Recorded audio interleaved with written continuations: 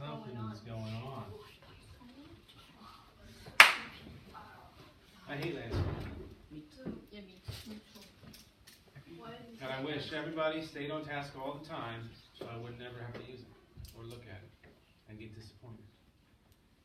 Ruined my week last week. Why? Because I watched everybody talk to each other while they were in class. Broke my little heart. But my wonderful sixth graders. Shilmang. Anywho, today our goal is to talk about synthesizing. So yesterday we talked about summarizing the things we read. So being able to read and put the information in a hierarchy. Central idea, main ideas, details. That's what we worked on yesterday. Today we're going to talk about how to filter new information as it comes in. And we call this synthesis. Okay, so we're going to bring in this new information and we're going to put it where it belongs by identifying how it fits with what is already there in our minds, in our notebooks. So, if you look at my chart over there, it says to synthesize across texts. If you look at the picture, at the bottom you see like the new piece is coming into that puzzle there. So that's like a new article you read. You've read a lot already. You've developed this strong understanding of your topic, and then new information is going to come in. So the question you have to ask yourself is, does it fit with what I already know? Okay? Does it fit? Does it extend what I know? So it fits, but it also pushes my thinking about one subtopic. Gives me more. Or does it contradict what I already know? Does the view of this author in this article oppose what I've encountered already? Is this different than what I know? Okay? So we need to go through this process because it helps us get a real 3D image of our topic. We see all around it and underneath it and on top of it, and that's how we truly understand it, right? So up here, I have all the things I kind of learned about GMOs so far. And I've organized what I know so far, not by article, but by subtopics, topic and subtopic. So after reading The Battle Over GMOs and, what's the other one? I forget the name now. We've looked at a few GMO articles. We're going to see another video today. But this is the information I pulled out of it. So what are GMOs? Oh, the kids article about genetic engineering. I forget. What are GMOs? Okay, so that's in most of the articles, a definition of that. And I have terms and things related to what they are here. Disagreements around GMOs. So I know in the one article the title was The Battle Over GMOs. They talked about protests in the streets. 37% of Americans think GMOs are safe. McDonald's pooled potatoes that have GMOs, even though that they were made to kind of reduce the cancer-causing part of the potato. And then kinds of GMOs. We learned about the cancer-fighting pineapple, the salmon that grows faster than you guys. We learned about herbicides, so corn that doesn't die when it's sprayed with chemicals that kill weeds and pests and things like that. And then corn. So this is kind of what I know.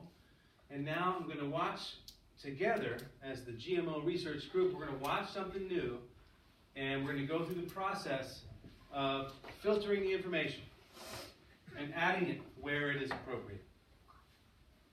Okay, and then when you go back to your desk today, you're going to do the same thing. Right? And as you continue to read new articles, you're going to do the same thing. Right? You're going to process this information as it comes in, synthesize it, and you put it together, see where it fits, where it matches, where it doesn't match, You're going to think deeply about it, write down something about it, share it with your book club, and we add that information to your overall understanding of your topic, and you become an expert. Ready to try? This is a really cool video. Everyone loves it. It's about a tomato called the Flavor Saver. Pretty neat, huh? Here we go. We're going to watch about a minute. When it's over, I'm going to ask you to turn and talk and just summarize what it's about. Okay? If there's something new that you learn, or something that contradicts what we already know about GMOs, we want to pay close attention to that, okay? I'm going to ask you to turn and talk in a minute and 30 seconds. Ready? Tom, you got a question? You ready to go? You know what to do? Tell me. What are you going to do? What are you going to write down? What's something you might write down? Stella, can you help Tommy? Huh? Okay, a summary or... Write down something like extend or complement the knowledge. some new information, something we don't know, or something that's different than what we already know. Something that jumps out as not matching your current understanding. Here we go.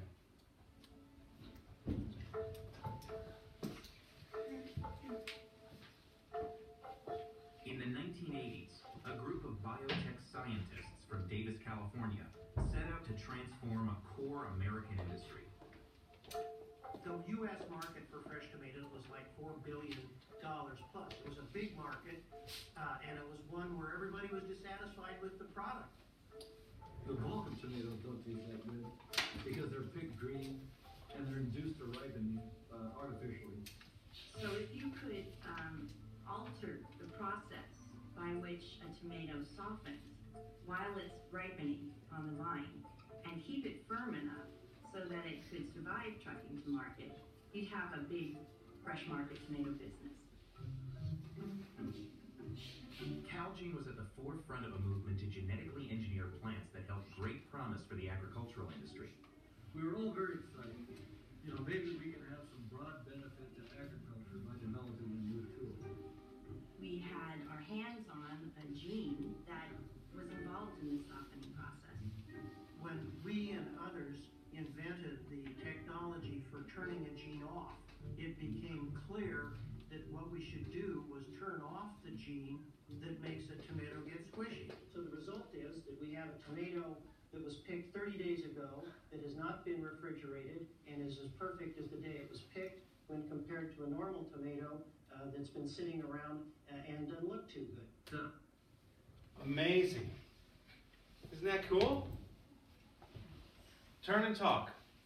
How does this fit with what we already know about GMOs?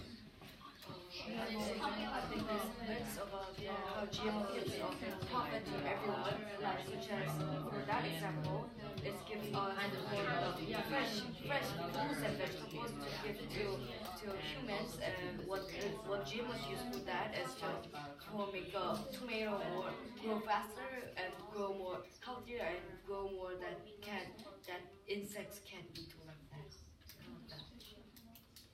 So you can get rid like that. And Okay, for example, that people What can we say? What We can that say- was on the ground Say more about that. were almost got rotten and squishy, but the one with the GMO had even if it's still at the ground, it just got a bit squishy. Only the parts of the tomato, the rest of it is all green and very fresh. Okay, so thank you for sharing. You'll see I jotted down some notes as I was watching. What jumped out at me is that these tomato farmers, they were dissatisfied with their product because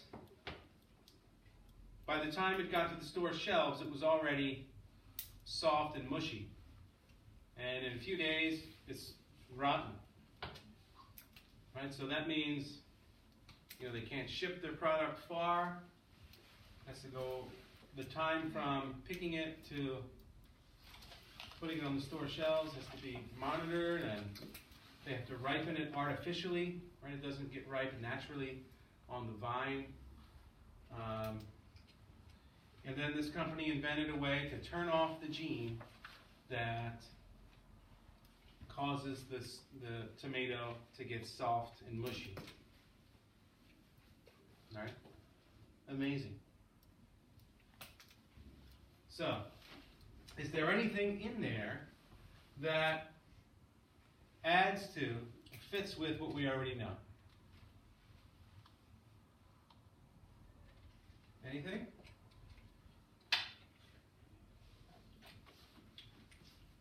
Well, I think I could add what I just said. I could add to kinds of GMOs because this one, it solves a problem. Right? It's similar to the salmon that grows fast because this is a way of extending, lengthening the amount of time that the product is good for. So just like growing a bigger salmon in half the time allows you to feed more people, a tomato that will last on a shelf for 30 days or last in a cargo ship for 30 days, and you can feed more people, right? Because the food spoils. It takes a longer time for the food to spoil. So this is kind of a problem solver. I'm going to write flavor saver here. That kind of fits what we already know. The GMOs, they solve some kind of problem, right? Disagreements here. Nothing here that I would add. Maybe this whole turn on and off gene thing, I'm going to put up there because there's an example. Like this is an example that can help me define GMOs and genetic modification or engineering. So I might add that to my understanding.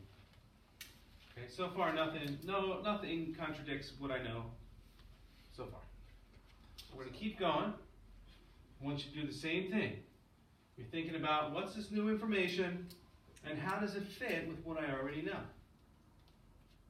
When it doesn't, and when it does, you're going to take a note, write a note down, just to make sure you remember. Unusual part was that it worked. It was a big surprise. Well, if you think there's a lot of excitement about the Rolling Stones, wait till you hear this story. You can have a super tomato in your very own home. The coverage in the media was, ooh, look at this crazy, wacky new thing they're trying. Do they now? They probably do. The media loved what we were doing because it was a different story. I am holding in front of my face a prototype.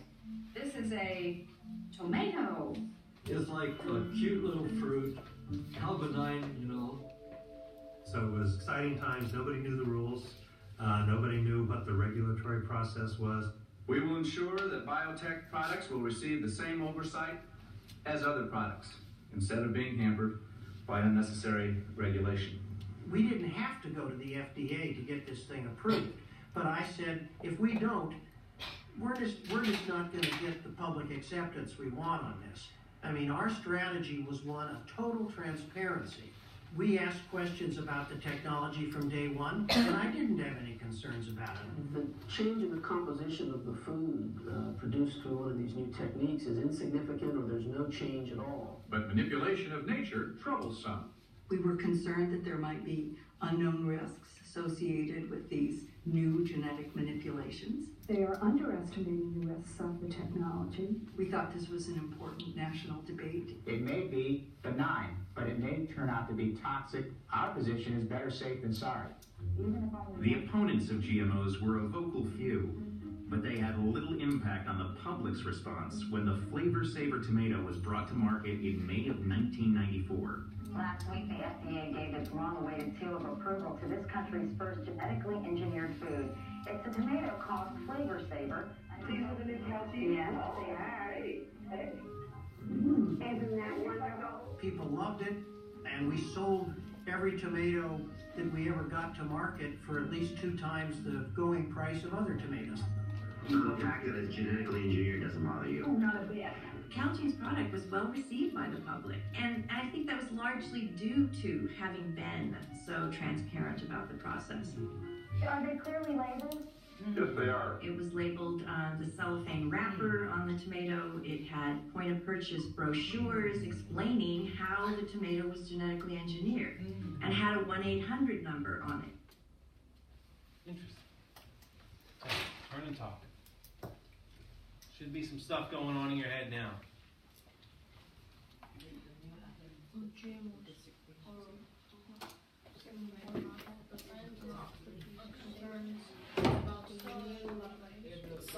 It's unknown at that time. It was unknown that GMO is good or not. So some of we should check this first. Is this food is good or not, and then sell. But the people's already buying more GMOs because it's more fresh and very tasty. Now Product was GMO.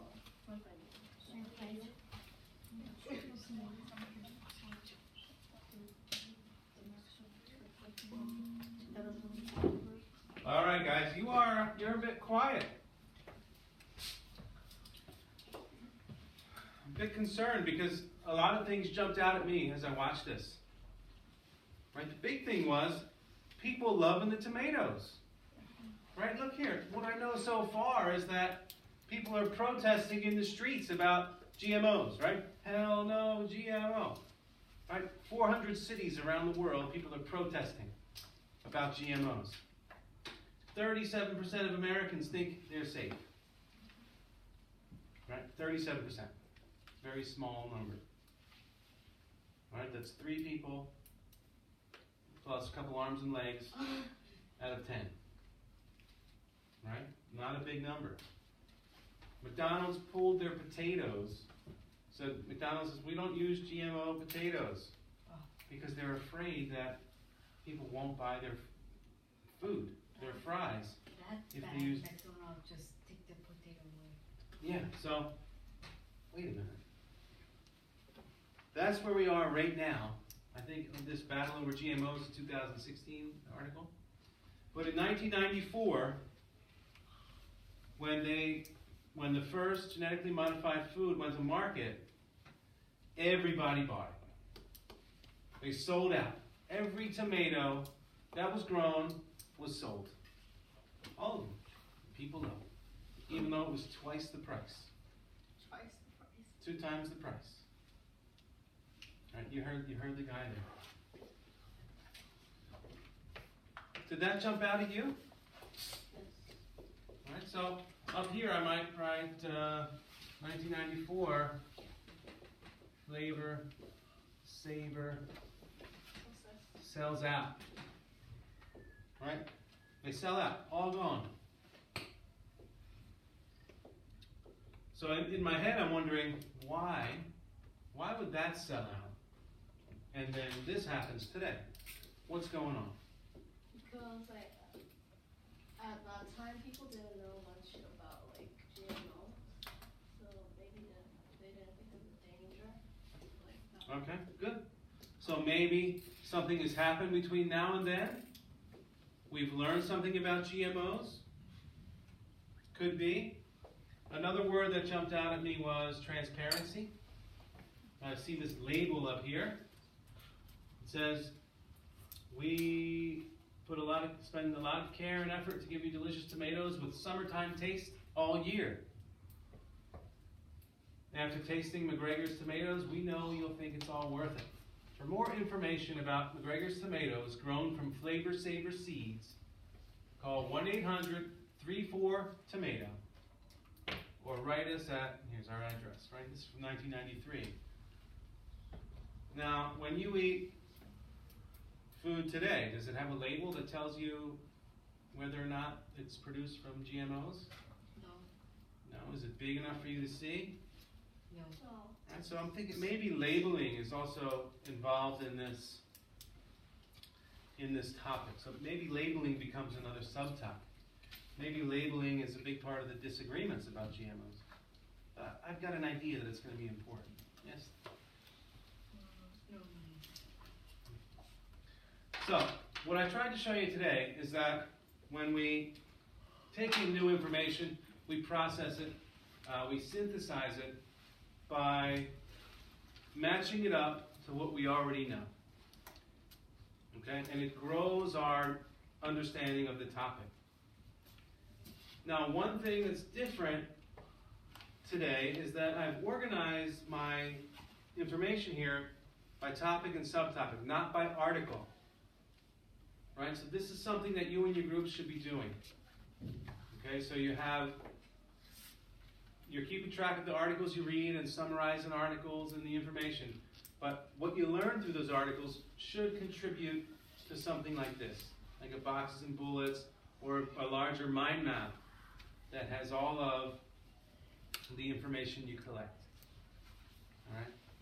So before you leave the carpet to read today, I want you to come up with a plan on how to organize your information by topic and subtopic. Okay, not by article. We want to do both. Okay, you can use this example. You started it already up there. Right? So you can take your outline there and just go with that. So you got a good understanding of what you need to do today? We're doing this now because you're well into your text set. Right? And what I'm noticing, guys, in your discussions is that often it's, I read this article and I learned this. So it's like fact, fact, fact, fact, fact, fact, fact, fact, fact. Right? We want to push ourselves to make connections with each other and all of the texts we're reading. So we need to ask and start thinking about how the texts interact with each other. This one supports this one, while this one disagrees. Why does it disagree? Who's this author? Why is their opinion